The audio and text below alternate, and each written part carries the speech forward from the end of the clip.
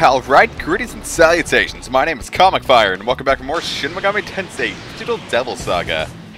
In the last episode, we got the yellow key and defeated King Frost. And in this episode, we're going to get the red key and defeat another boss, because that's kind of what we do in this LP. Video games in general, we play them, we defeat things. Kind of hard-pressed to name a game like the highest rated games of all time, which doesn't really mean much of anything nowadays, but the highest rated games of all time that don't involve violence in some way, shape, or form. I can think of video games that don't have violence in them, like, you know, Cooking Mama. It's a little early for me to be going on a tirade. Anyway, to get the red key, we have to go back into the Samsara tunnels between Ajna and, Vanguard's base. Forget what it was called. I always forget what the Vanguard's chakra place is called. Anyway, so through this water pump sort of situation, this time instead of just having till we get to max solar noise, we have until we get to max solar noise and back to minimum solar noise.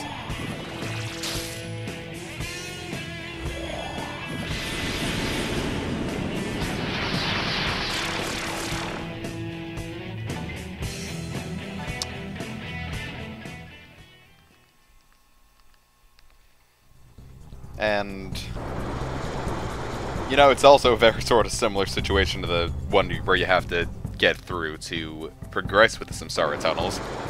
You don't have a ton of time. If you make one mistake, give up. Or at least just use it to experiment and see how far you can get, which would be good planning if I wasn't following a guide. Because I had no intention of making this more complicated than I had to.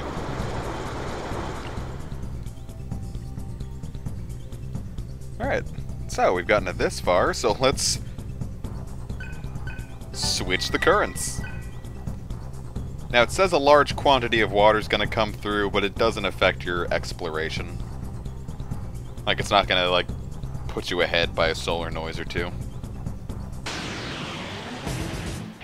Now I wanted to cut out all the battles in this episode to make it sort of flow better and a little shorter.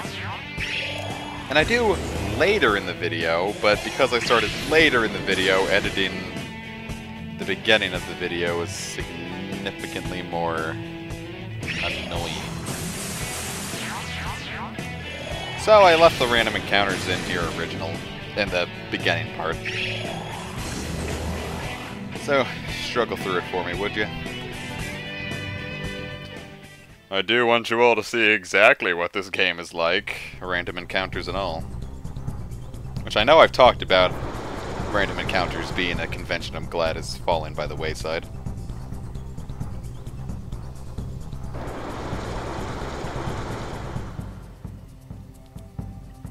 I'm not gonna go back onto that because then at that point I'd just be reciting stuff. Because I was gonna bring up the whole Dragon Quest and Bravely Default thing. Which means Square Enix is really... You could say a lot of things about Square Enix, but they're pretty progressive in a lot of ways. Final Fantasy XIII was kind of a revolutionary idea. The whole ATB segment thing. Linearity be damned. I don't see why being linear is a bad idea. I don't care if a game is linear. I prefer linearity, actually. Getting lost isn't my idea of fun. If you can make getting lost fun, so be it. If that's like the point of the game, cool. But if I'm in an RPG with like random encounters, or really any kind of encounters, being lost and getting frustrated with battles over and over again is not the way I'm going to have fun.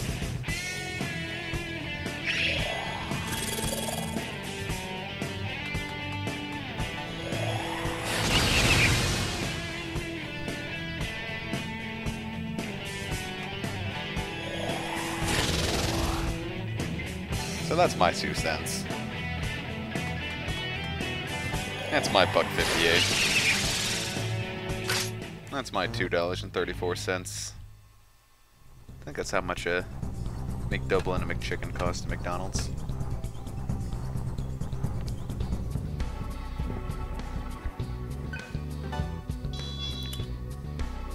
here we get the red key, which allows us to open red walls. Now let's go to the Vanguard space. And now we're in the Vanguard space.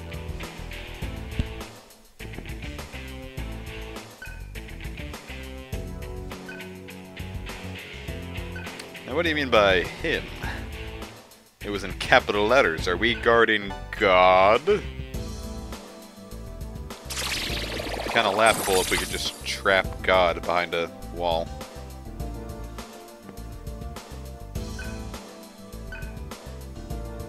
I don't know, I haven't played enough Shin Megami 2 to actually make a joke about it.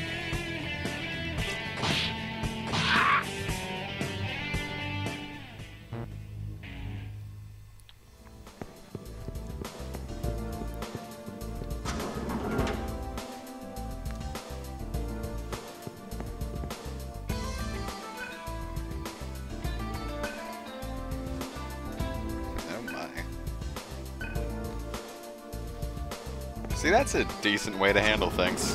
Lock him up until he dies of starvation.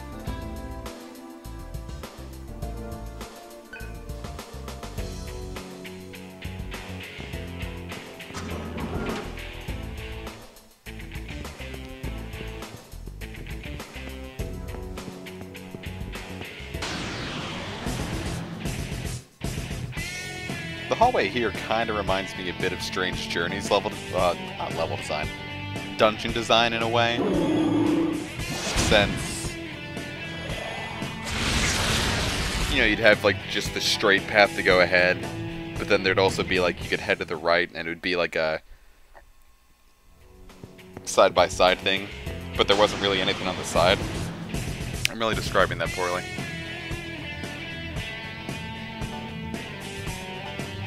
You know, like you can walk and it would just be a straight path, but then there's also a path right next to you that goes the exact same way. But just taking the straight path would have been quicker because you have to go out of your way to get onto the other path. And then go back to the original path anyway because the door's there. Boy, the Vanguard's thought of everything.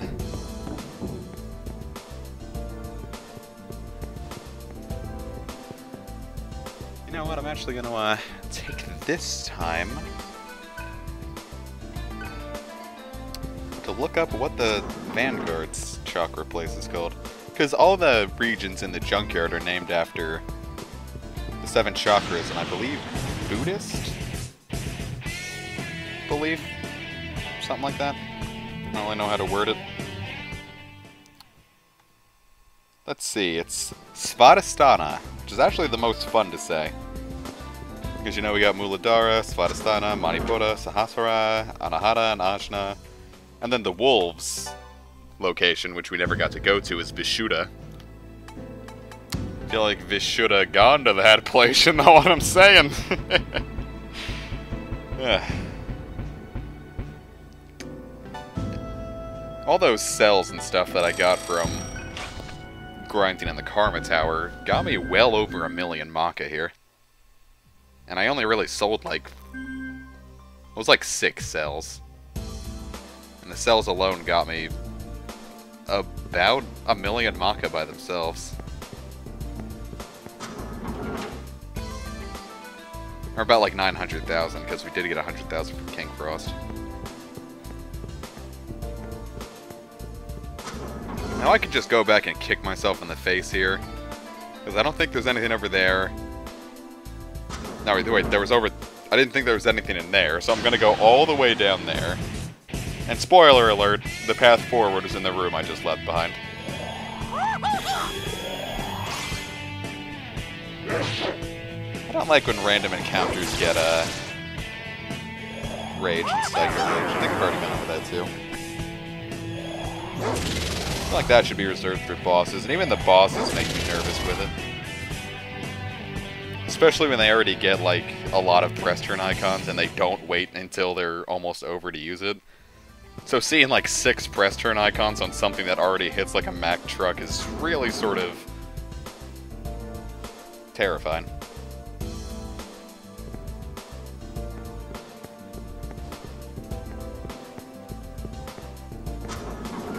So now we get to head all the way back, and if I had remembered that it was like that, I would have edited it out. Which I really should have done to start with. You know, this is the whole deep editing thing. It's not even really deep, it's just cutting out things. It's what pretty much every other LPer does. And that whole thing's really new to me, because I didn't want to mess with it too much with Camtasia, because Camtasia liked to freeze on me if I messed around with things too much. And now with Vegas, it makes it so easy. I mean, it makes it so easy.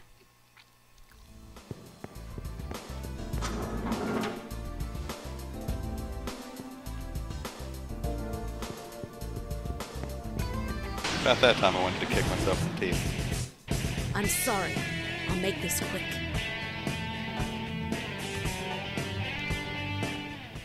I feel like now is a good time to talk about Almighty spells, because I just remembered those things are packing Megiddo. Vanilla Almighty spells really aren't that great. And by like vanilla, I mean like ones that aren't packing any sort of, you know, secondary effect.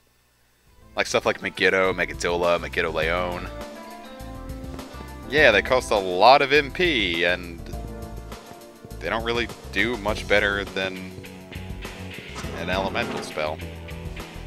And on the bright side, you know, just about nothing in the game will resist it. Nothing in the series will really resist it until, well, actually, one boss in this game, I'm not going to say which one, resists Almighty. And I'm loath to say it was the first. It's the first that I know of. Actually, no, never mind. I think Persona 2 had bosses that resisted Almighty.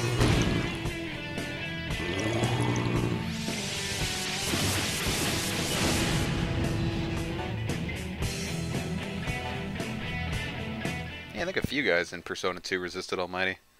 So then, like, so let's just say it started with Persona 2. You are more than welcome to correct me. So Persona 2, probably something in between that maybe had. I don't know if anything in Nocturne resisted it. I don't think anything did. Then Digital Devil Saga. I don't think anything in the second game resists Almighty. And then Devil Survivor 2, from what I've read, because I've yet to play Devil Survivor 2. You have the ability to resist Almighty. Proceed. And then Shin Megami Tensei 4, the ultimate secret DLC boss, which I have yet to download because I don't feel like paying for my DLC bosses. Or my super bosses. Resists Almighty to the point where I'm maxed out. I've never actually seen a maxed out magic character, because I think your stats can go to 999, or maybe even higher. All I know is that you could toss a Megiddo Leon or Ansicthon and it'll do like 30 damage.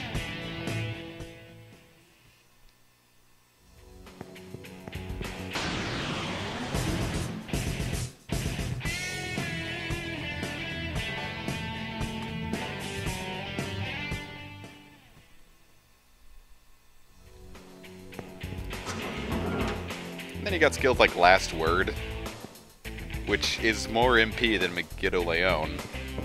And it only hits one enemy, but I'm positive it does more damage than Megiddo Leon to that one enemy.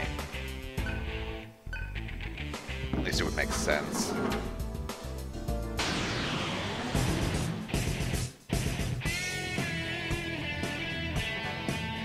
Almighty skills are kind of weird in the series in general. I think they're best in the Persona series. At least in like 3, where you get, I think it's Judgment. And it's like an instant 9,999 damage to anything, at the cost of, like, all of your MP. Or if you have the thing that halves it, you know, like 499 MP. It's just ridiculous. And there weren't any really good, any elemental skills in Persona 4, except, you know,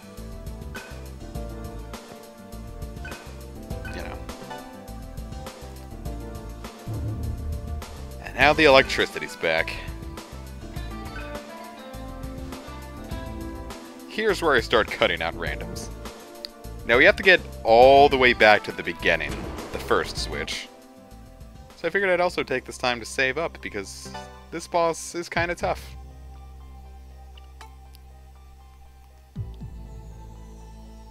I didn't know which one I should save over, so I chose this one since it was old. And now let's get a mantra for Argilla!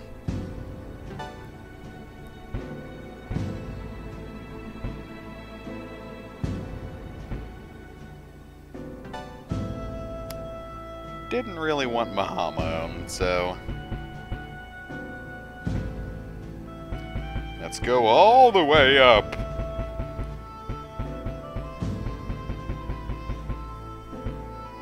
And Wikipedia is what we won't be choosing.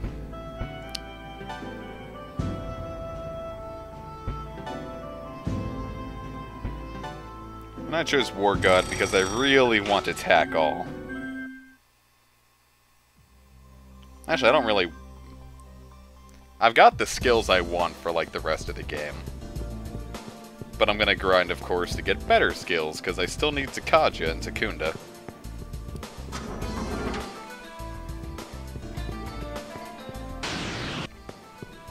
See? Now, the switch closest to the breaker allows you to go into a field hunt. I don't know if I've shown off field hunts in this game. I think I did once. Yeah, I've shown off a field hunt. Really early in. But I didn't want to do the field hunt because I was recording this last night and I was really tired. And I haven't shown off like any of the other field hunts. And I don't really intend to show off any of the other field hunts because, you know, you've seen one, you've seen them. Well, no, they're different all. But, whatever. So here I was going to set up skills because I thought the boss was going to be right through this door. Spoiler alert, not.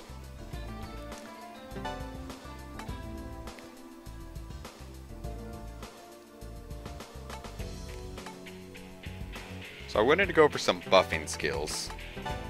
And I really shouldn't have put buffing skills on the same person who was going to be doing the voiding.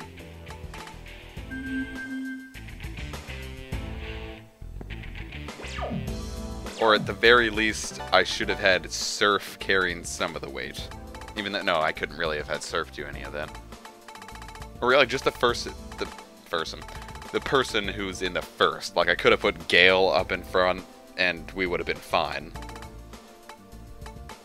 Or better. I'm wording that weird.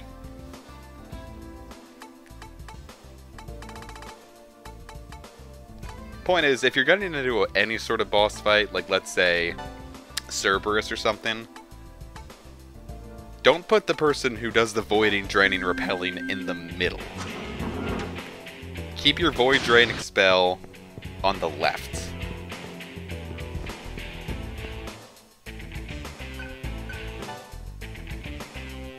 And there are no walls that can stand before my might.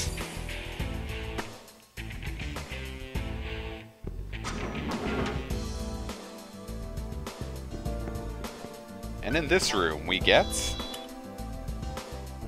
a theory cell. And most importantly, we get a Soma.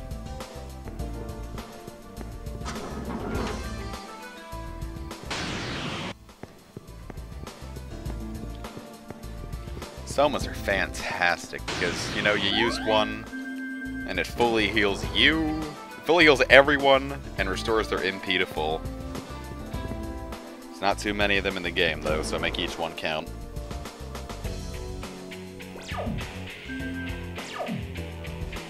Generally, I say if you have to use more than one Soma in a fight, you probably weren't supposed to be winning that fight.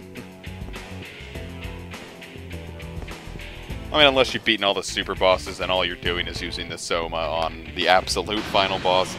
All your Somas on the absolute final boss, or just the final boss. Like the final super boss and whatnot. Nothing interesting down there, so... Let's see what this questionable presence is. Oh my.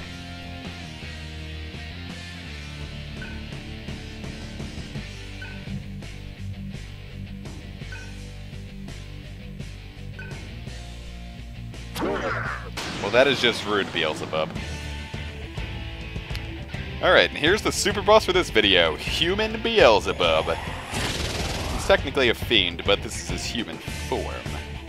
As people well-versed in Shin Megami Tensei should know. Excuse me. Always keep an Expel shield up. Now, the only... Beelzebub nulls everything except physical, fire, and almighty.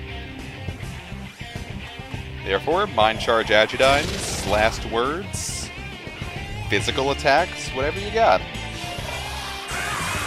If you have Takaja, this fight's gonna be easy peas. And I'm glad I didn't use that Takaja rock on Orochi.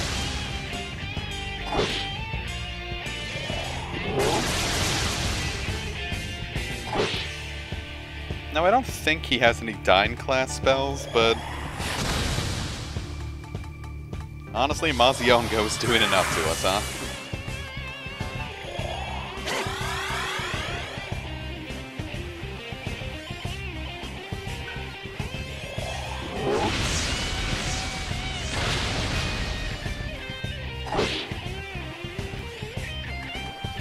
Mind Scream can be scary if it's on your attacker.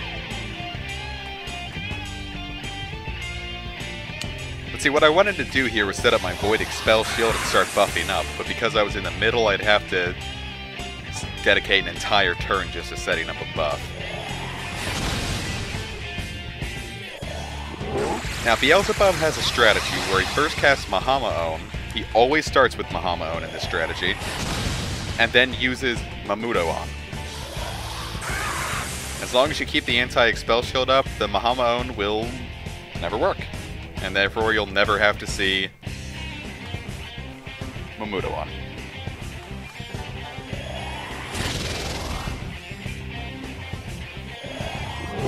Here's another one of his strategies. Makakaja and Megiddo Leon. This is also the fight where I realized Makakaja, using it on yourself, isn't going to mitigate the damage from spells. If you want to mitigate the damage from spells, you've got to use a Rakakaja too. Defense is a catch-all term, and I did not realize it until this battle.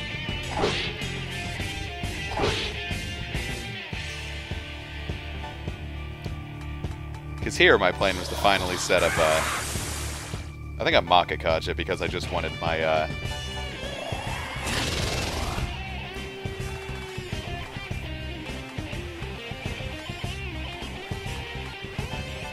yeah, Makakaja, because I wanted my Adjudines to do more damage.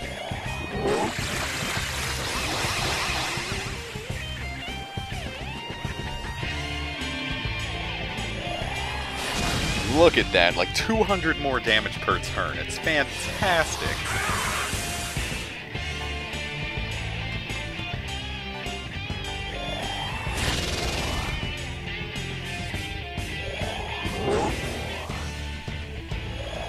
And as you'll see, it should do the same damage as before because I had it with Makakaja. But it did like 40 more damage to everyone.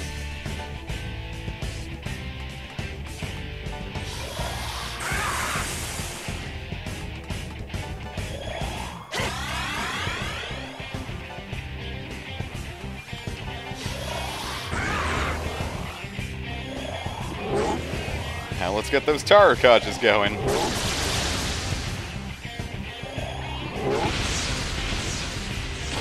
This is the point where I started getting scared. Because his buffs were getting cray.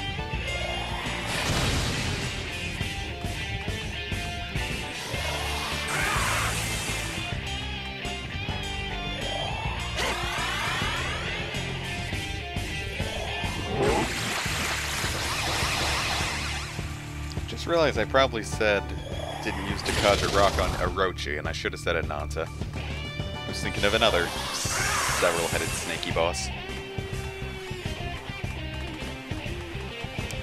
Fortunately, I still have the Dakacha Rock, so...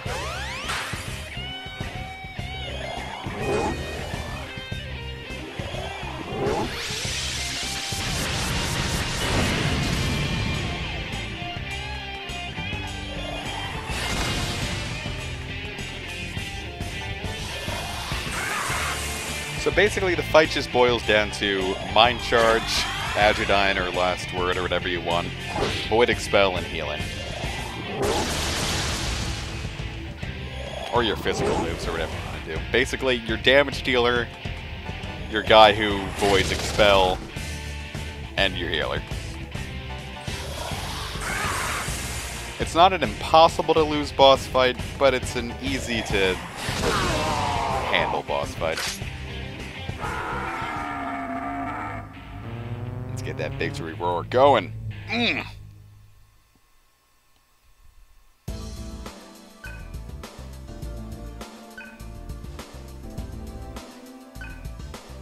I'll get you next time, Gadget. Well.